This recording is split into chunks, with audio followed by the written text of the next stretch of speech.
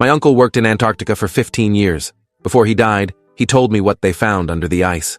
The phone call came at 3:33 a.m. My Uncle Desmond's voice was barely a whisper, broken by wet coughing that sounded like his lungs were tearing apart from the inside. "Adrian, they know I'm dying. They've stopped watching me. I can finally tell you the truth about Vostok." He paused, and I heard machines beeping in the background, the sterile sounds of a hospice room. "But you need to come now, tonight. I won't make it to morning." I was in my car within 10 minutes, driving through empty Seattle streets toward the address he'd given me, a private care facility I'd never heard of, despite visiting him regularly for the past 8 months. The building looked wrong when I pulled up, too isolated, too heavily secured for a simple hospice. There were cameras everywhere, and a security guard at the front desk who checked my ID 3 times before letting me pass. When I finally reached Desmond's room on the 4th floor, I found him propped up in bed, looking 20 years older than his 63 years, his skin the color of old paper, and his eyes sunken but burning with an intensity I hadn't seen since I was a child. "Close the door," he said before I could speak. "Lock it. We don't have much time, and what I'm about to tell you will sound insane, but I need you to listen to everything before you decide I've lost my mind to the cancer or the morphine." He gestured to a chair beside his bed where a thick manila envelope sat waiting. "That contains copies of everything I managed to save. Photographs, documents, seismic readings, transcripts of communications that were supposed to be destroyed. I've hidden the originals in 5 different locations. The coordinates are in the envelope, encrypted, but you're smart enough to figure out my system." I sat down slowly, picking up the envelope, feeling the weight of whatever knowledge it contained. "Uncle Des, what happened in Antarctica? You've never told me the real reason you came back." He smiled, but there was no humor in it, only a deep weariness mixed with something that looked like relief. "I came back because they made me leave, and I never went near ice again because I learned what's underneath it. What's been underneath it for longer than humans have existed." He reached for a cup of water with shaking hands, took a sip, and began speaking faster, urgently, like he was racing against time itself. "February 8th, 2009. That's when everything changed. We'd spent 14 years drilling through the East Antarctic ice sheet, working toward Lake Vostok, this massive body of water 3.7 kilometers beneath the surface, sealed off from the world for 15 million years. Everyone thought it might contain unique life forms, bacteria adapted to extreme conditions, maybe something that could tell us about the possibility of life on Europa or Enceladus. The entire international scientific community was watching our progress. 14 nations had contributed funding and personnel. This was supposed to be one of the greatest discoveries in human history." Desmond's voice cracked, and he coughed again, bringing up something dark into a tissue that he quickly hid from my view. "We broke through the ice on February 5th. I wasn't there.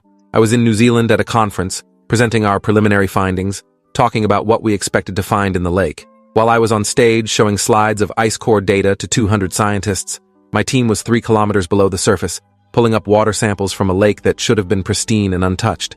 He paused, his eyes focusing on something I couldn't see, some memory that still terrified him 15 years later. "They pulled up something else with the water, something that made 3 of the drill team claw their own eyes out within the first hour, something that made 2 others cut their wrists with the broken edges of sample containers before anyone could stop them.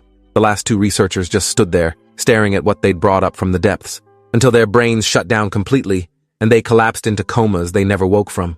I felt my mouth go dry. What did they find?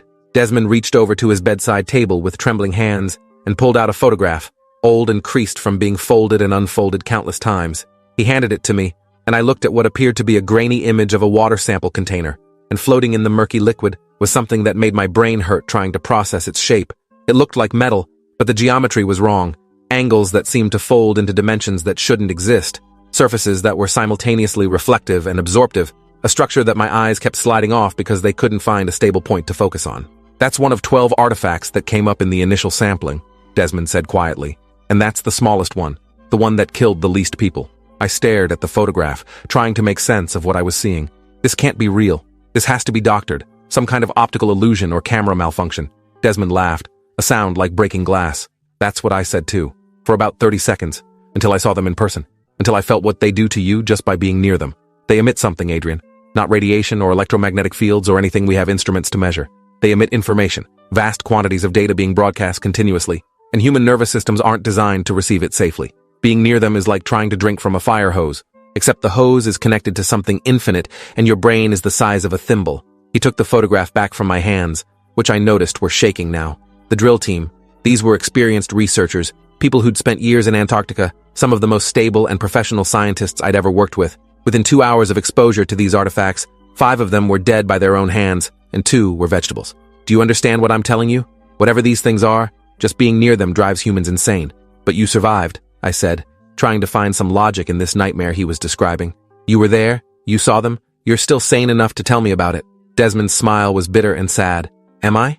I've spent 15 years seeing things in reflections that shouldn't be there, hearing sounds and white noise that form words in languages I don't know, waking up with knowledge in my head that I never learned.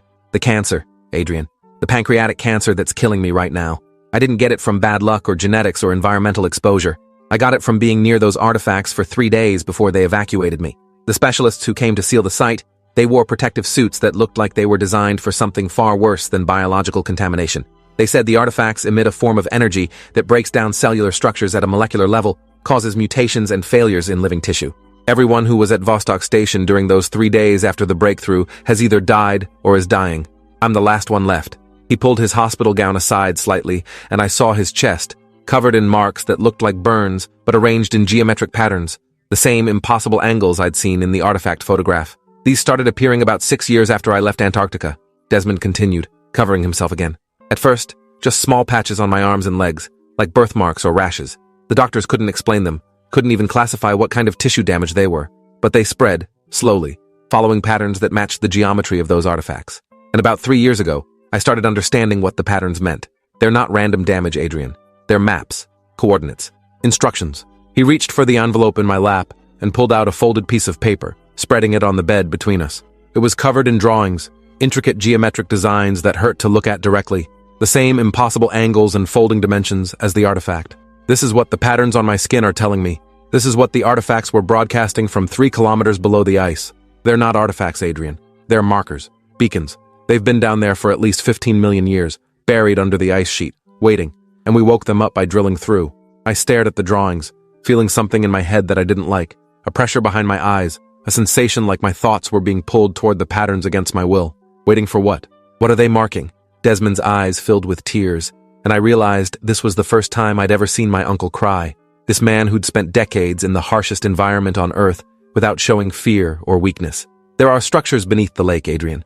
Massive structures that extend down through the bedrock for kilometers. Geometric formations that are too precise and regular to be natural geology. We'd seen them on seismic surveys but thought they were unusual mineral deposits or volcanic formations. But after the artifacts came up, after the specialists arrived, they showed me enhanced data that proved those structures were artificial, built, constructed by something with intelligence and technology far beyond what humans have achieved. He wiped his eyes with the back of his hand, leaving wet streaks on his paper-thin skin. The specialists, they weren't scientists.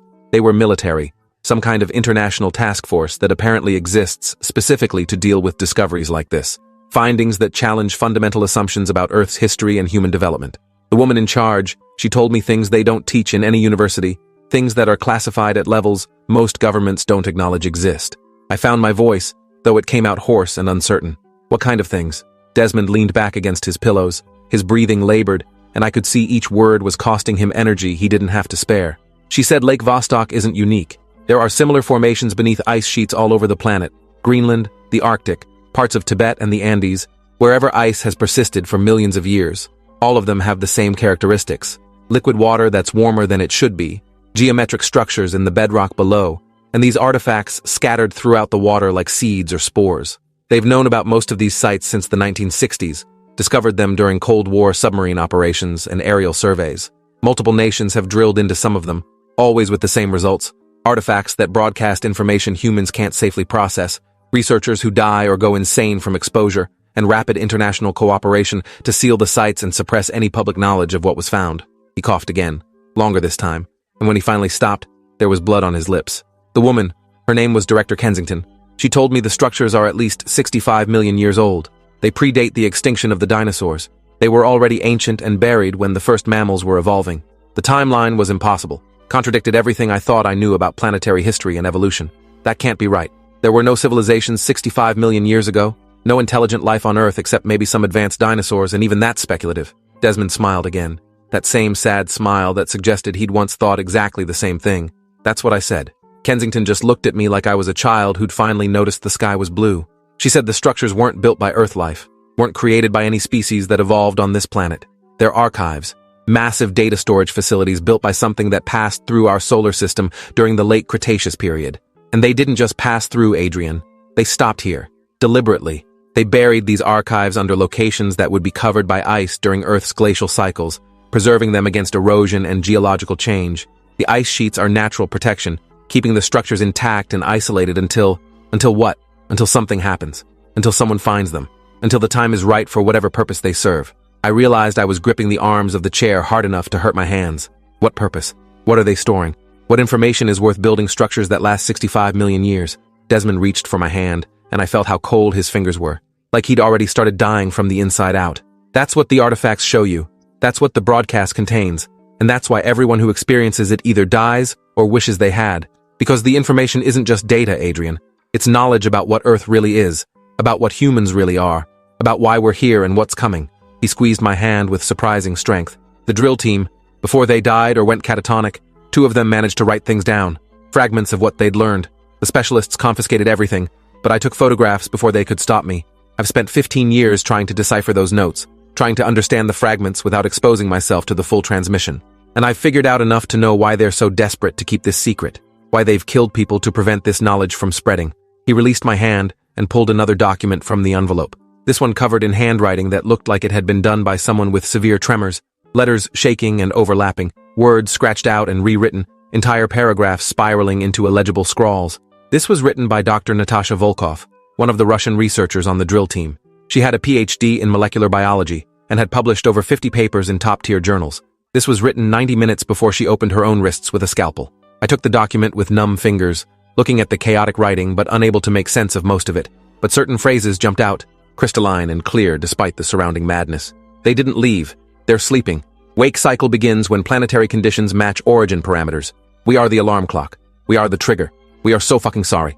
I looked up at Desmond, feeling my heart hammering in my chest. What does this mean? What's sleeping? What wake cycle? Desmond's eyes were closed now, and his breathing had become more labored, each inhale rattling in his chest. The structures aren't just archives, Adrian.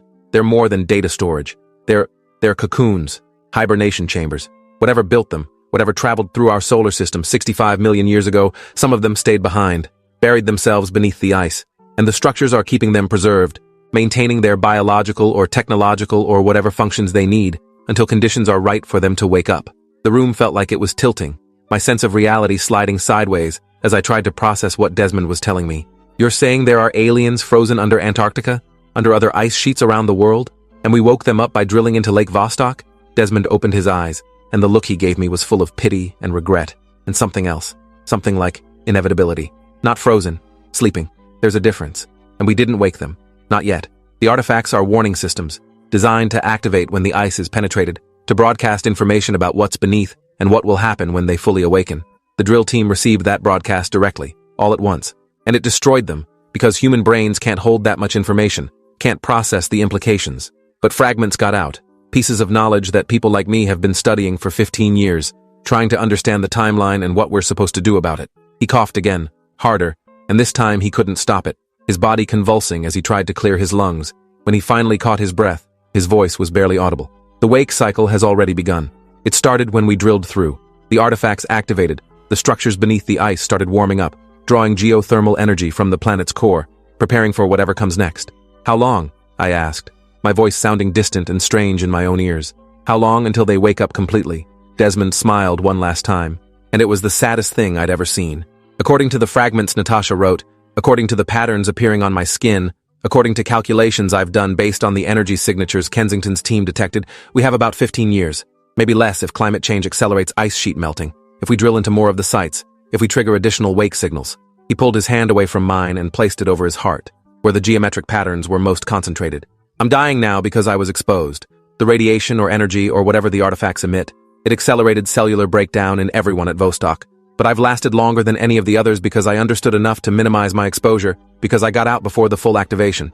Most of the drill team died within 5 years. I've made it 15. His breathing was getting shallower, his words coming slower. But Adrian, that's not why I called you here. Not just to tell you what's coming, but to tell you what you need to do about it.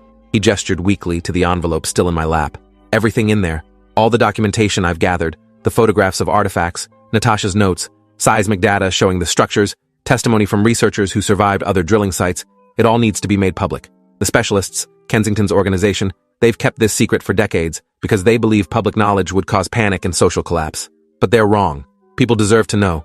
Humanity deserves time to prepare, to decide collectively how to respond. instead of having that decision made by a handful of shadow governments and military committees. He reached up and grabbed the collar of my shirt, pulling me closer with the last of his strength. They're watching me because they know I'm dying, but they don't think I'll tell anyone because I've been compliant for 15 years. They think I'm broken, too scared to act. But I called you because you're a journalist, because you have the connections and the platform to make this story reach people who can do something about it, and because you're family, and I trust you with this burden more than anyone else in the world. His grip loosened, and his hand fell back to the bed. Promise me. Promise you'll release everything, no matter what pressure they put on you, what threats they make, what offers they extend. This is bigger than both of us. This is about species survival. I looked at the envelope in my lap, at the dying man in the bed before me, and felt the weight of a choice I'd never asked to make. Uncle Des, if I publish this, if I go public with claims about alien structures under Antarctica and sleeper beings that are waking up, they'll destroy my credibility. They'll call it conspiracy theory nonsense, discredit every source, make me look insane. And if what you're saying is true, if there really are people powerful enough to suppress this for decades, they'll do worse than destroy my reputation. They'll make me disappear. Desmond nodded, tears streaming down his face now, carving channels through the hollow spaces of his cheeks. I know. I've thought about that every day for 15 years, wondering if I should have spoken up earlier, if I should have sacrificed myself to warn people. But I was a coward, Adrian. I chose to live quietly and die slowly rather than fight. And now I'm running out of time, and the wake cycle is progressing, and someone needs to do what I couldn't.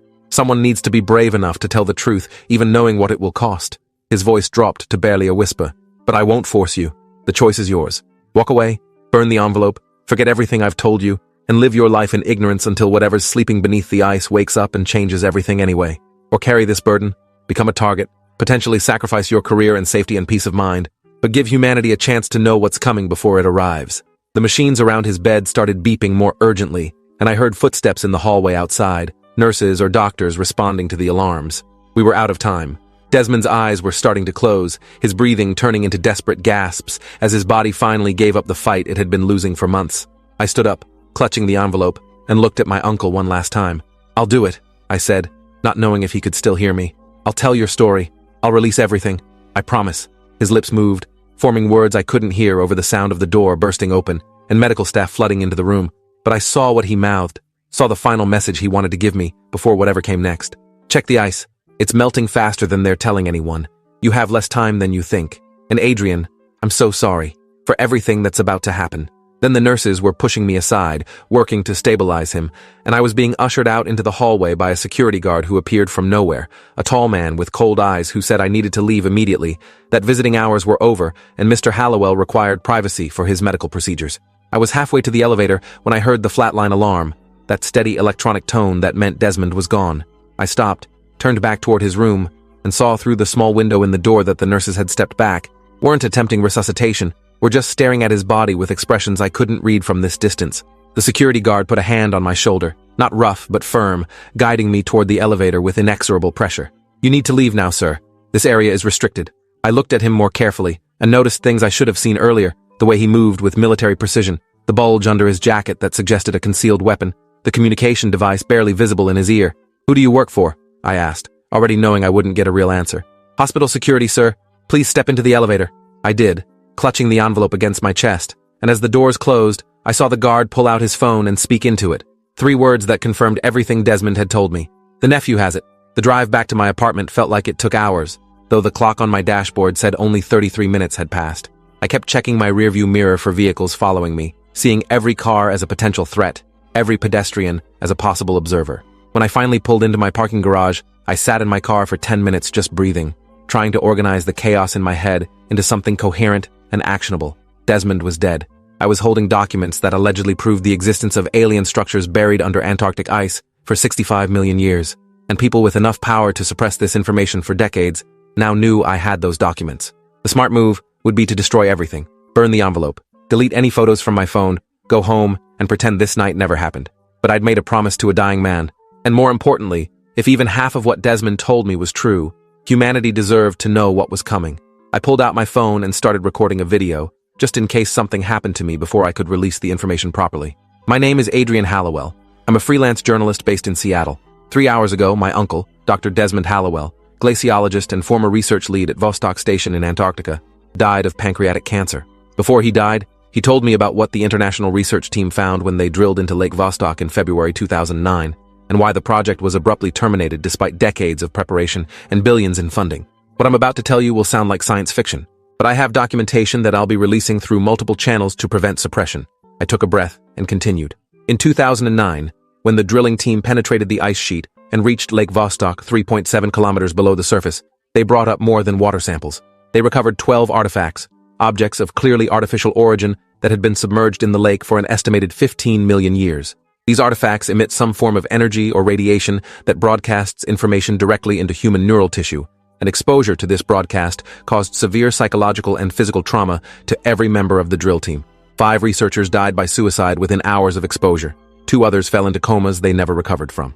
My uncle spent the last 15 years dying slowly from cellular damage caused by his exposure to these artifacts during the 3 days before the site was sealed and classified.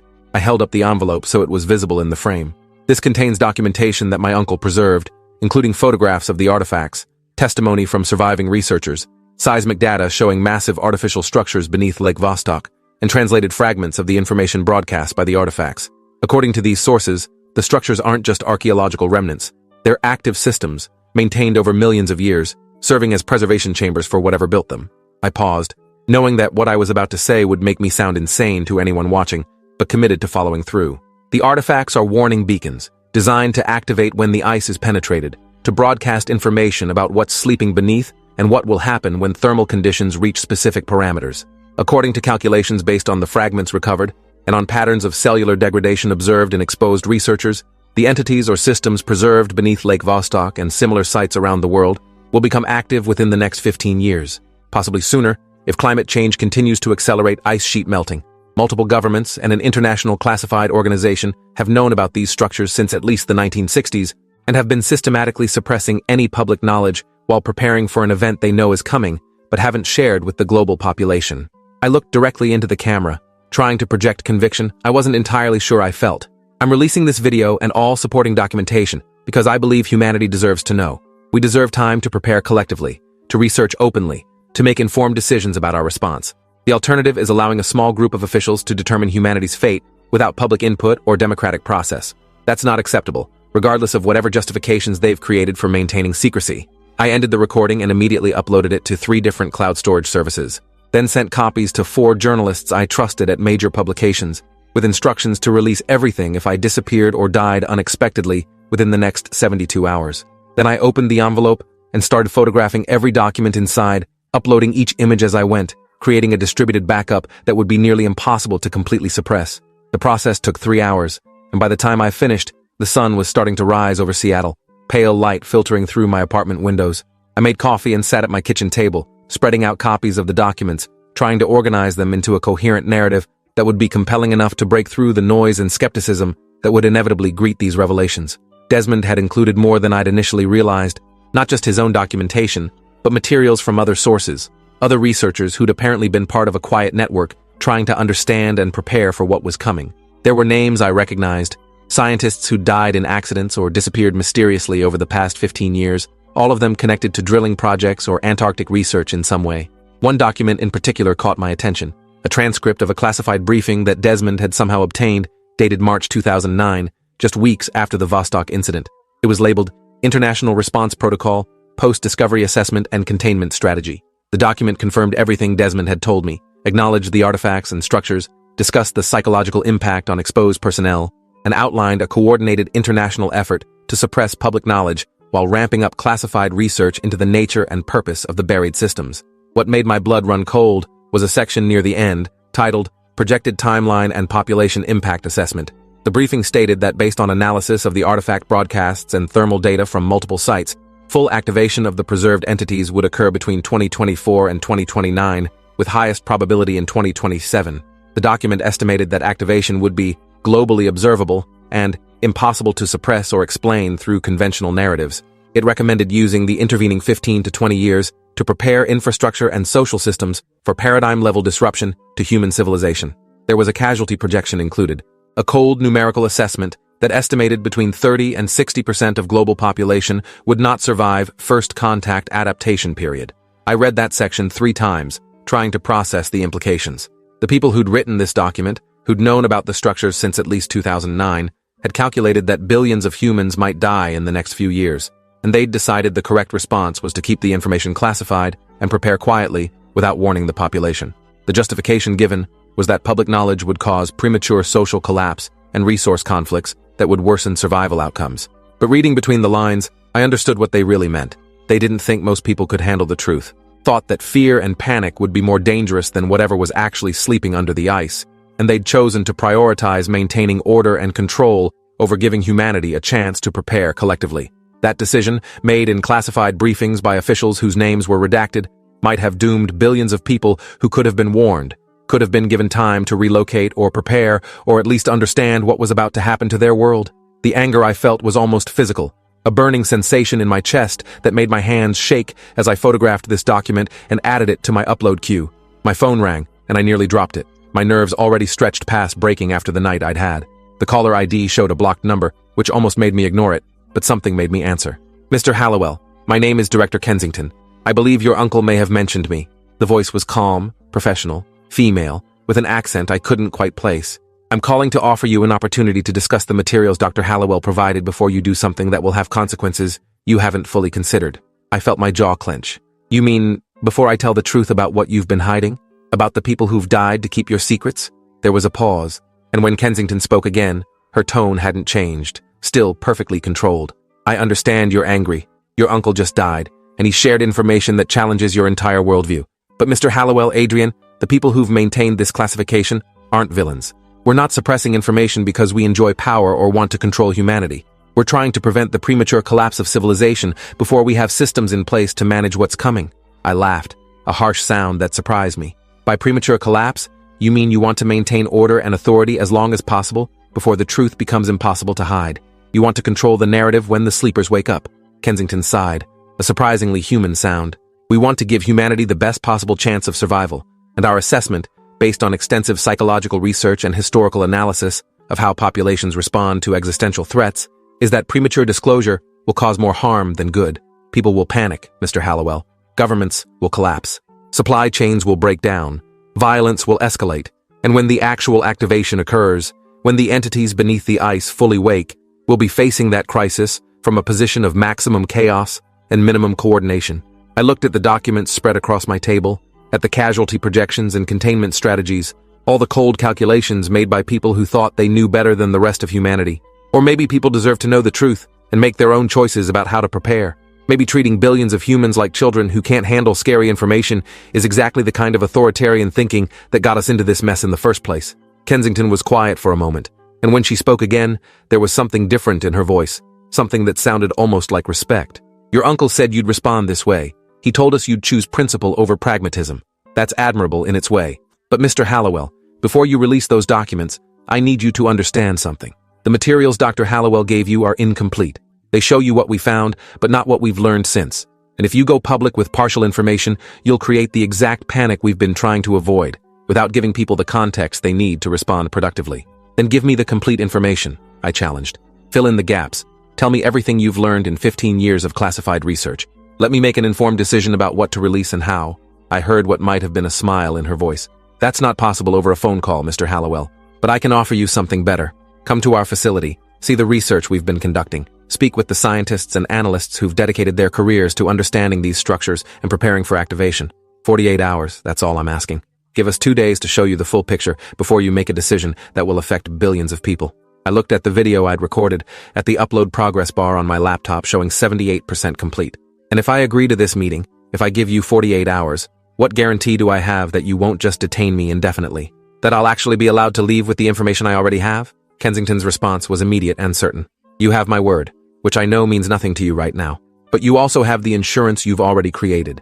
The video you recorded, the documents you've distributed to multiple journalists with dead man switches. We're aware of all of it, and we know that disappearing you would only validate your claims and accelerate the disclosure you're threatening. We're not stupid, Mr. Hallowell. We're desperate." That last word hung in the air between us, and I realized Kensington wasn't just trying to manage me. She was genuinely worried about something beyond just maintaining classification. "Desperate how? What aren't you telling me?" Another pause, longer this time. "Come to the facility, see what we've seen, and then decide whether humanity is ready for the truth, or whether we need more time to prepare for what's waking beneath the ice.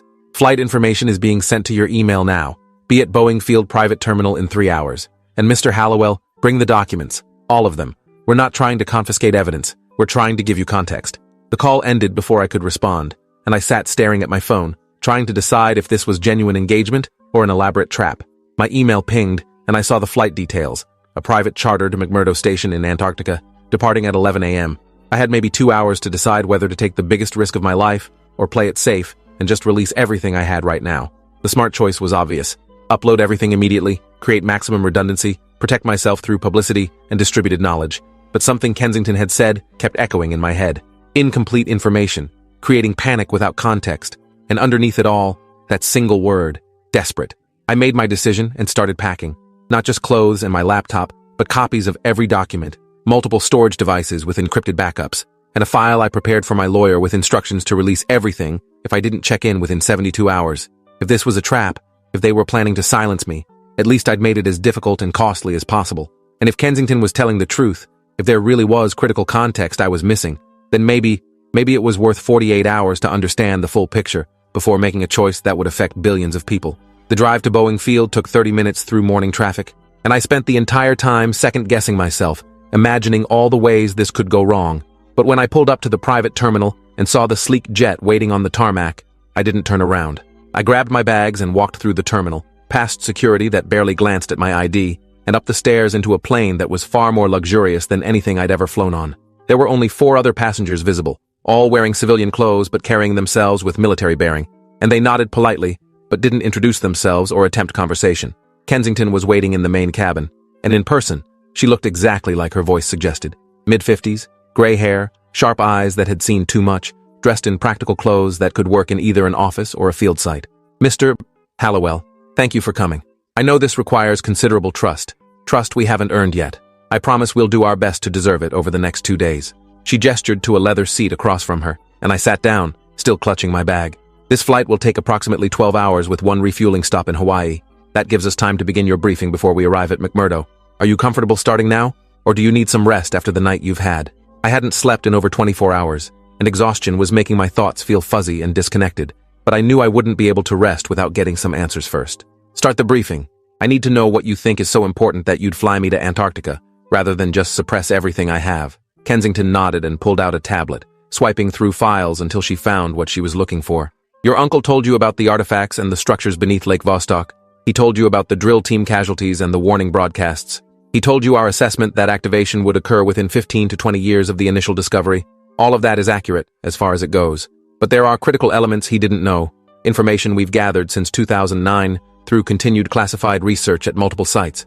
She turned the tablet toward me, showing a map of Antarctica with dozens of red markers scattered across the continent. These are confirmed structure locations, 63 sites total, all beneath ice sheets at least 2 kilometers thick, all showing the same geometric patterns in seismic data, all connected by underground conduits that span the entire continent. I stared at the map, trying to comprehend the scale of what she was showing me. 63 sites? Desmond only told me about Vostok and mentioned a few other locations. You're saying there are 63 of these hibernation chambers? Kensington swiped to the next image, a 3-dimensional model showing the structures in cross-section. Vostok is the largest, but far from the only one. And Mr. Hallowell, they're not separate installations.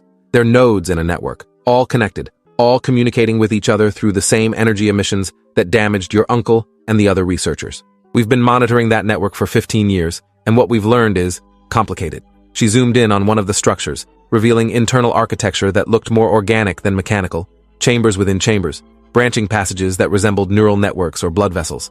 The entities preserved inside aren't dormant in any passive sense. They're processing, thinking, dreaming if such a word applies. And they've been doing it for 65 million years, running simulations, observing Earth's development, waiting for specific conditions to be met before emerging. Your uncle told you that drilling into Vostok triggered the wake cycle. That's true, but incomplete. Drilling was just one trigger among many. Climate change, ice sheet melting, certain atmospheric composition thresholds, even specific electromagnetic frequencies from modern technology. All of these are inputs that the network has been monitoring, and when enough inputs align, activation proceeds automatically regardless of whether humans interfere further. I felt something cold settling in my stomach. You're saying even if we'd never drilled into the ice, they'd still be waking up? Climate change alone would be enough? Kensington nodded grimly. Climate change was always going to be enough. The network was built with that expectation. The ice sheets are temporary on geological timescales, and the entities knew that Earth's climate cycles would eventually expose their structures whether humans helped or not. They were just planning for it to take another 10,000 years, the natural end of the current interglacial period. Human industrial activity has accelerated the timeline significantly. She pulled up a graph showing temperature projections and ice loss rates. Our models suggest that even with aggressive emission reductions, Antarctic ice loss will reach critical thresholds for network activation by 2029. If current trends continue, it could happen as early as 2026. We have less than 2 years, Mr. Hallowell. Maybe 18 months. That's why your uncle said you have less time than you think. That's why we're desperate. The plane engine started, the vibration running through the floor, and I realized we were about to take off, about to commit fully to this journey whether I was ready or not. I looked at Kensington, at her tired eyes, and the lines around her mouth that suggested stress and sleepless nights. What happens when they wake up? The briefing document mentioned casualty projections, 30 to 60% of global population. What does activation actually mean? Kensington leaned back in her seat as the plane accelerated down the runway, and I saw her hand grip the armrest tightly, a small sign that she wasn't as calm as she appeared. That's the critical context your uncle didn't have, the information we've gathered through extremely careful exposure protocols and advanced imaging of the structures. What we've learned about the entities themselves and their purpose for being here. The plane lifted off, and Seattle disappeared beneath us, replaced by clouds and the vast blue expanse of the Pacific Ocean. Kensington waited until we'd leveled off before continuing. The entities aren't colonizers or invaders in any conventional sense. They're not here to conquer Earth or harvest resources or subjugate humanity. Their purpose is something we didn't have words for until our linguists and anthropologists created new terms to describe it. They're gardeners, Mr. Hallowell, planetary engineers. And Earth is one of thousands of worlds they've seeded and tended over billions of years, shaping the evolution of life according to patterns and purposes we're only beginning to understand. She pulled up another image, this one showing what looked like a family tree, but with branches connecting multiple worlds, multiple species, all linked through common genetic markers and evolutionary paths. Human DNA contains sequences that don't occur naturally through earthly evolution. Sections of our genome that were clearly inserted, engineered, designed to produce specific traits and capabilities. We're not separate from these entities, Mr. Hallowell. We're their creation, and when they wake up, they're not going to destroy us. They're going to harvest. The word hung in the air between us, and I felt every horror movie I'd ever seen suddenly becoming terrifyingly relevant. Harvest? Harvest us for what? Kensington's expression was unreadable. That's what we're going to show you at McMurdo. That's the context you need before deciding whether humanity is ready for this truth. Because, Mr. Hallowell, the entities beneath the ice, they're not aliens in the way you're imagining. They're our progenitors. Our creators, and we were never meant to be the end product. We're the intermediate stage. And activation means they're ready to complete the process they started 65 million years ago, ready to transform humanity into something else, something that fits their design parameters, something that can survive what they're planning for Earth's next phase. She closed the tablet and looked directly into my eyes. Still want to tell everyone? Still think humanity deserves to know that we're not the pinnacle of evolution, that we're livestock being prepared for harvest, that our entire civilization exists only because something ancient and incomprehensible decided to plant us here and wait for us to ripen? Because that's the truth, Mr. Hallowell. That's what your uncle died trying to warn you about. And that's what we've been desperately trying to figure out how to prevent, or at least mitigate before it becomes inevitable. So welcome to Antarctica. Welcome to the end of everything you thought you knew about human existence. I hope you're ready for what comes next. The plane climbed higher, and the clouds closed in around us, and I sat there holding an envelope full of documents that suddenly seemed woefully incomplete. Inadequate to prepare anyone for what Kensington had just described, and somewhere far below, beneath kilometers of ice that was melting faster every year, 63 massive structures were warming up, preparing for a harvest that had been planned before humans built their first cities, before we invented writing or agriculture or any of the things we thought made us special. The entities were waking, and we were running out of time to decide whether to face that awakening together, informed and prepared, or separately, ignorant and panicked. I thought about Desmond dying in that hospice bed, covered in geometric scars that were actually maps, instructions, warnings written on his skin by exposure to something he could never fully understand. And I realized that in 48 hours, those same warnings might be written on my skin too, might be written on everyone's skin if Kensington was right about the timeline, might be the last thing humanity saw before we stopped being human at all. The flight to Antarctica had begun, and there was no turning back now. Appreciate you watching this far. If you enjoyed it, drop a like, leave a comment, and subscribe so you won't miss the next story.